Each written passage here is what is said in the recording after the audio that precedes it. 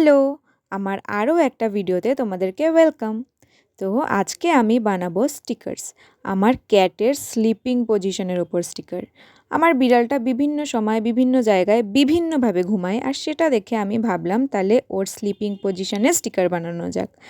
আর ইনি হচ্ছেন সেই মহিলা, আমার কিউটি মিয়াও। তাহলে চলো স্টিকার বানানো স্টার্ট করা যাক। তো আমি এই কপিটা নিয়ে নিয়েছি, এর মধ্যেই আমি স্টিকারগুলো ড্র করব আর তারপরে সেগুলোকে কাট করে স্টিকার বানাবো।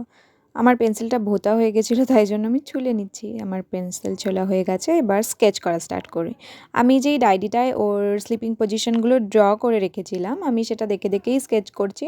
আসলে এক এক সময় এক এক রকমভাবে ঘুমায়, তো তাই জন্য আমি সেগুলোকে ড্র করে রেখেছি আর সেটা দেখেই আমি স্কেচগুলো করে নিচ্ছি।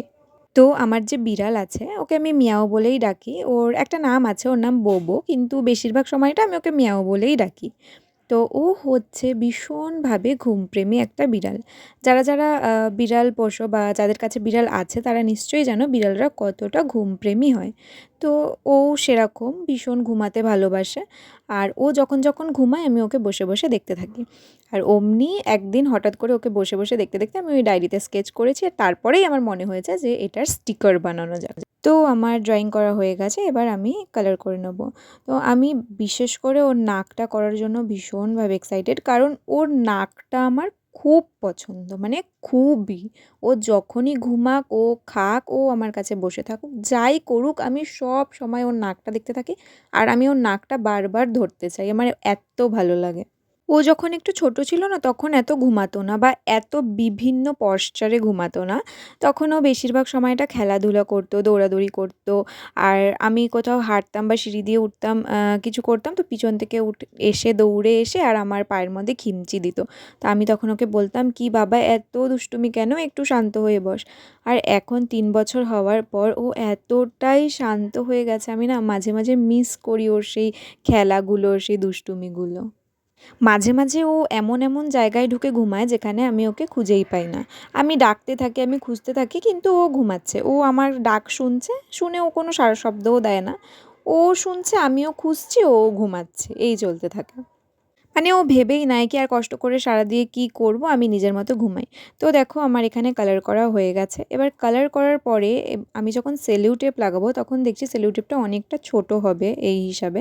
তো তাই জন্য আমি ভাবলাম কি আমি এর উপরে ভার্নিশ দিয়ে দিই। তাই আমি পেপারটা ছিঁড়ে নিলাম, ছিঁড়ে নিয়ে এর উপরে ভার্নিশ দেওয়া স্টার্ট করেছি।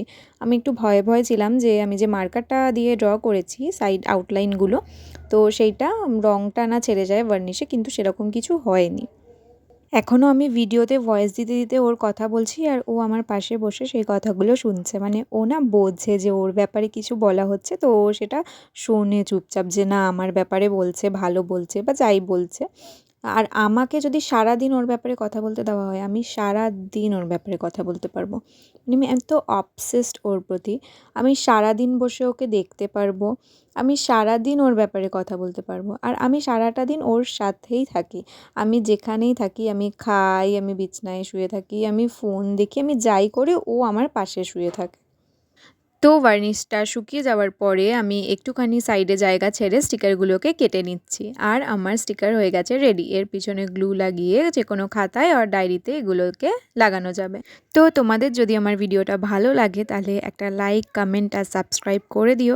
আর তোমরা যদি এর পার্ট 2 দেখতে চাও তাহলে ওর আরও অনেক স্লিপিং পজিশন আমার কাছে ড্র করা আছে, ফোনে ভিডিও করা আছে, আমি সেগুলোর ওপরেও স্টিকার বানাবো।